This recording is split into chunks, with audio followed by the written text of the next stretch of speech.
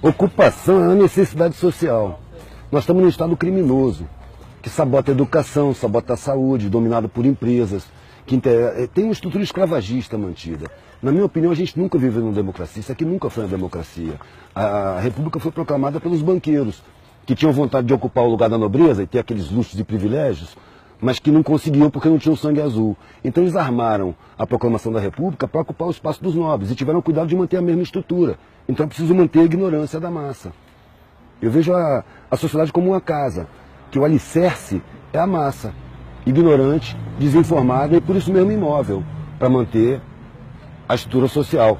Os tijolos são as classes médias, não tem uma classe média. Tem a classe média que toca a pobreza, a seguinte até a classe média alta que toca o telhado, que é a elite. E a elite também está pressionada, porque existe a comieira, é na comieira que está o poder da sociedade. Não nessa gerência, governo para mim é gerência, não é governo. Eu não reconhecia o PT como governo. Era um capataz mais camarada, que jogava os colchonetes para o povo, deixava cair umas migalhas. Só que eles não estavam preparados ou não tinham consciência do que as pessoas que não têm nada são capazes de fazer com migalhas. Então hoje está havendo uma comunicação da academia com a periferia que nunca houve. Esses buraquinhos que foram abertos na universidade para enfiar um punhado de pobre só para ficar bem na foto internacional, esses buraquinhos estão levando vivência de base para dentro da academia, que nunca teve vivência de base. E ao mesmo tempo está levando conhecimento acadêmico para a periferia, porque ao contrário do que se pensava, o periférico que chega na academia, ele não quer esquecer a periferia. Ele tem um vínculo afetivo muito grande, que os de cima não sabem como é. Eles têm condição de viver isoladamente, cumprimentar o vizinho, bom dia, como vai, à distância. O periférico ele convive parede de meia, ele sabe o problema pessoal do vizinho. O vizinho está com fome, ele divide a comida dele. Então isso cria um vínculo que os de cima não percebem. O cara da academia, ele quer levar o conhecimento para a rapaziada dele. Isso está criando focos embrionários que ao longo do tempo vão se multiplicando, vão contaminando, vão gerando consciência. Agora não é uma coisa que vai acontecer numa geração, é uma coisa de muitas gerações. A sociedade levou milênios para chegar nesse ponto aqui.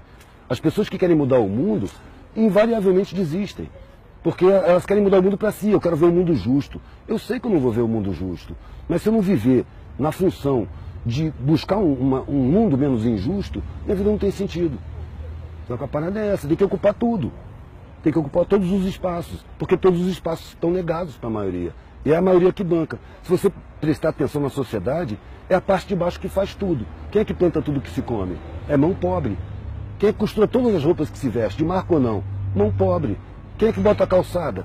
Quem é que bota os tijolos um em cima do outro? Quem permite que a universidade funcione? É tudo pobre. Quem recolhe o lixo? Quem cata os feridos e leva para o hospital? Quem recebe no hospital? É tudo pobre. Então os pobres são a base da sociedade. Quem é que liga as máquinas? São os pobres. Aí você pega o sistema tributário. Quem é que financia o Estado? A massa tributária sai do consumo. Então o pobre financia o Estado. Os pobres eles constroem, eles botam para funcionar, eles mantêm, reparam, eles sustentam o Estado. E, no entanto, são enganados, são inferiorizados, são sabotados, têm seus direitos humanos negados, seus direitos fundamentais, sabe? Então, são colocados em uso, como se fossem animais. É ali que precisa tomar consciência, porque é ali que está a força da sociedade. Só que está inconsciente. Para isso se nega a instrução, se nega a educação, como num sistema escravagista. O escravo não pode saber ler, não pode ter instrução, porque senão ele se esclarece e se revolta. É isso que acontece, na minha visão.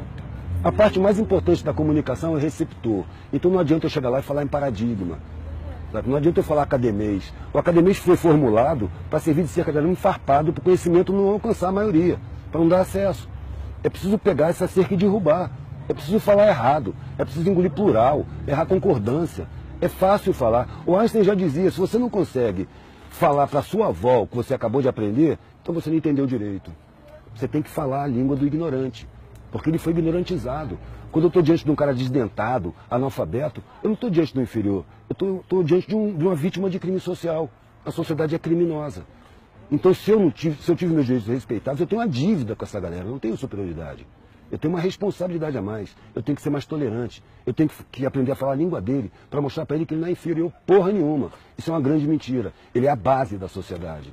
E é o mais forte de todos. Porque o patrão, se ele perder os empregados, arrisca ele não saber fritar um ovo. Quem faz tudo são os empregados. Quem trabalha com dificuldade se fortalece, supera dificuldades. Quem tem muita facilidade não supera dificuldade, precisa de alguém para superar para ele. Por isso a dependência dos de cima para os de baixo. Eles dependem dos de baixo.